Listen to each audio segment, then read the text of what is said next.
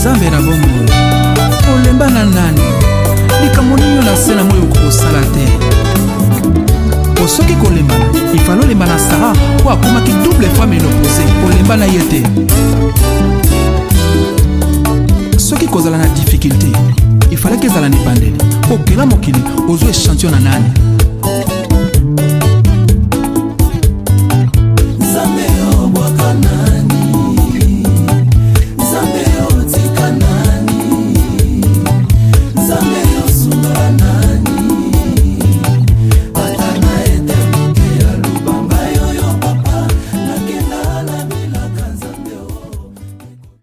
Bonjour mes chers téléspectateurs de Kwikilin et 100K. Parler dans la joie, c'est l'écrivain Eric Kaloumé, plus précisément de Johannesburg, en Afrique du Sud, encore dans vos demeures, avec ce nouveau programme que je considère qui est très important pour l'épanouissement de l'homme que je suis, que vous êtes. La fois passée, nous avons eu à parler de l'homme et la femme que Dieu a créés à son image, l'homme qui est un être trinitaire, 3 en 1, qui est d'abord un esprit, qui est l'image de Dieu, qui a une âme et qui vit dans un corps. L'interdépendance qui existe entre les 3 parties de l'homme afin d'aboutir au résultat escompté. Dieu le Père, Dieu il est le Père, le Fils et le Saint-Esprit travaillons ensemble. Aujourd'hui, nous allons commencer avec comment est-ce que l'esprit, l'âme et le corps se diffèrent, afin que nous puissions marcher dans la victoire sur la chair. Vous savez, la chair a ses exigences. La chair, c'est par rapport à ce que nous aimons. Ce corps est tellement attaché à la nature de ce monde. La chair, c'est qu'on aime manger, l'habillement, de l'importance. La chair, c'est, comme on dit en lingala, komituta tolo. Je ne dirais pas que Dieu est complètement la chair. La chair a un rôle à jouer, mais pas jusqu'à aller hors limite. Là, ça devient comme incontrôlable. La chair, vous savez, l'esclavage, la colonisation, les divisions, la compétition illégale, ce qui se passe à l'est de la République démocratique du Congo, c'est lié à la chair. On veut avoir tout, l'égoïsme, tout ça. On ne veut pas pardonner. C'est lié aux faiblesses de la chair, qui est cette nature de l'homme qui n'est pas avec Dieu. Et Dieu veut que nous puissions refléter sa nature par rapport à son âme, exprimer l'amour qu'il a, la patience qu'il a, la joie qu'il a, le self-control, tout ça. Dieu veut que nous puissions marcher selon les révélations qu'il nous fournit régulièrement. N'oubliez pas de vous abonner. Montrez-nous votre approbation. Combien d'accord vous êtes avec ce programme, vos commentaires, vos encouragements, nous en avons besoin. N'oubliez surtout pas d'acquérir ce livre, The Next Minute, un livre que j'ai écrit en anglais, c'est de l'espionnage, du romantisme, il y a du tourisme, du religieux aussi. Vous pouvez acquérir cela par le truchement de Amazon, loulou.com, une histoire vraiment intéressante pour ceux-là qui aiment bien lire des histoires. Voilà, vous savez, lorsqu'on discerne spirituellement, on arrive à ne pas poursuivre les désirs de la chair. C'est pour cela qu'il est très important de savoir différencier l'esprit et l'âme. L'âme et le corps et l'esprit. Nous devons comprendre ces choses-là. C'est très important. Dieu ne veut pas que l'homme puisse vivre dans l'ignorance. C'est pour cela que nous avons beaucoup de problèmes sur la terre entre nous. Nous commençons par l'esprit. Qu'est-ce que nous trouvons dans l'esprit de l'homme? L'esprit, d'abord, est un lieu de communion avec Dieu. C'est au travers de l'esprit qu'on prie, qu'on commune avec Dieu, qu'on reçoit les instructions de Dieu, la prière que Dieu nous a donnée, une arme spirituelle. afin d'avoir l'autorité sur les ténèbres.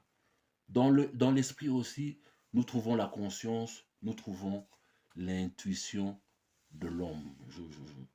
Je parie que c'est être capable de discerner spirituellement, cette capacité-là de comprendre les choses sans raisonner. Dieu n'est pas contre le raisonnement de l'homme, mais nous ne devons pas mettre le raisonnement de l'homme au-dessus de la spiritualité, de notre relation avec Dieu, qui se passe au niveau de l'esprit de l'homme. La conscience, c'est cette voie-là de l'esprit qui te dit fais-le, ne le fais pas.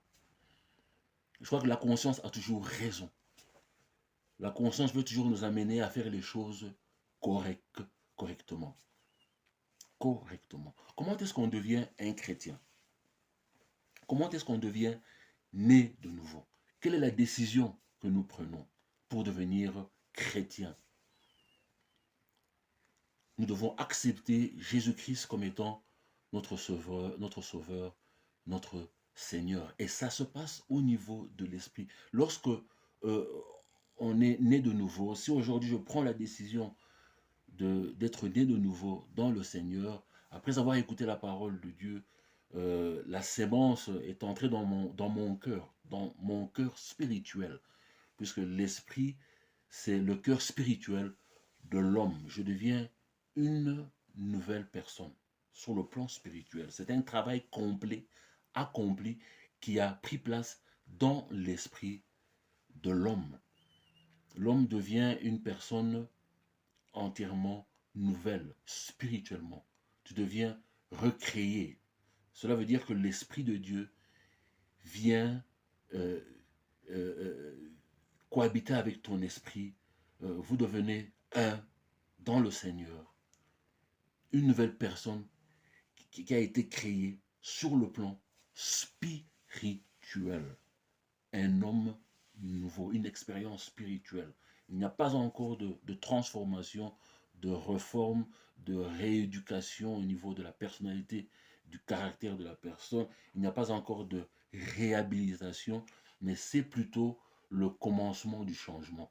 Le changement a commencé dans le caractère, dans l'attitude de cette personne-là vis-à-vis de Dieu et vis-à-vis d'autres personnes. Ta personnalité, ce processus-là a débuté lorsque on commence une vie spirituelle, puisque la vie spirituelle commence à la naissance spirituelle. On n'est pas encore transformé. On peut dire que oui, une personne est née de nouveau, mais ça ne veut pas dire qu'on est déjà transformé. Le processus viendra.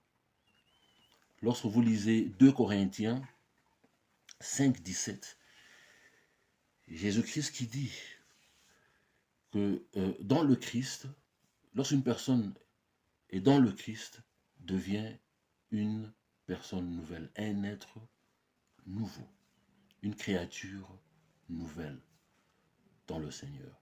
Vous savez que l'esprit de l'homme a toujours existé. Dieu nous a créés à son image, Dieu qui est esprit. Je suis l'image de Dieu, j'ai toujours existé. Si vous lisez Jérémie 11, 5, Dieu dit que avant que tu ne sois formé dans la matrice de ta mère, je te connaissais déjà. Ça peut être conflictuel. Vous savez, les choses de Dieu, on ne peut pas les comprendre au travers du raisonnement de l'homme. Ça, ce sont les limites de l'homme. On ne peut pas vivre avec Dieu selon se confiant aux limites, à la connaissance de l'homme, aux limites de l'homme, au raisonnement de l'homme. Ça ne peut que créer de la frustration. Mais Dieu dit que je te connaissais déjà avant que tu ne sois conçu. Avant que tu ne sois une âme vivante, je te connaissais déjà. Ça signifie que Dieu connaît le plan qu'il a pour ta vie. Et tu ne peux que embrasser cela au travers de la foi. Dire que oui, tu m'as déjà connu.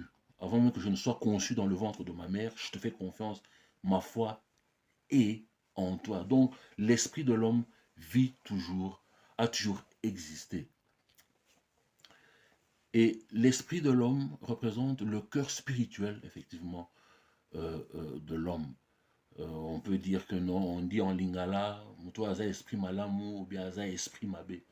Ça représente le cœur, non, de l'esprit. Et l'esprit est une source de pouvoir et de contrôle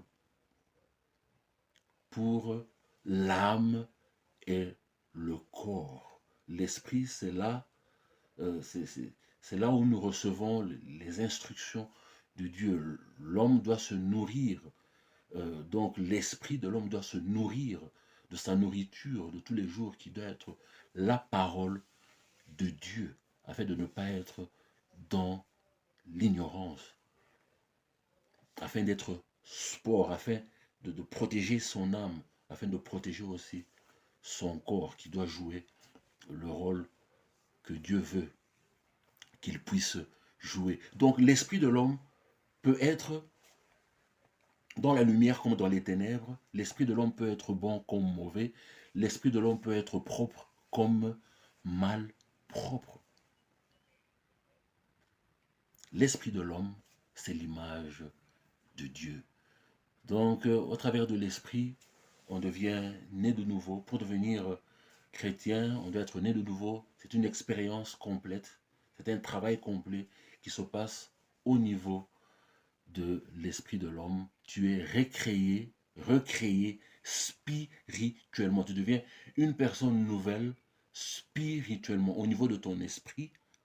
Mais ça ne veut pas dire que tu es déjà reformé, tu es déjà rééduqué. Pas du tout. Que Dieu vous bénisse là où vous êtes. Et à la prochainement, je viens avec l'explication sur l'âme de la personne. Lorsque nous allons commencer la lecture numéro 2, là, je vais aller dans les profondeurs de l'esprit de l'homme. La lecture numéro 3, je vais aller dans les profondeurs de l'âme de l'homme. La lecture numéro 4, dans les profondeurs de ce qui est le corps de l'homme. À bientôt, que Dieu vous bénisse. Au revoir.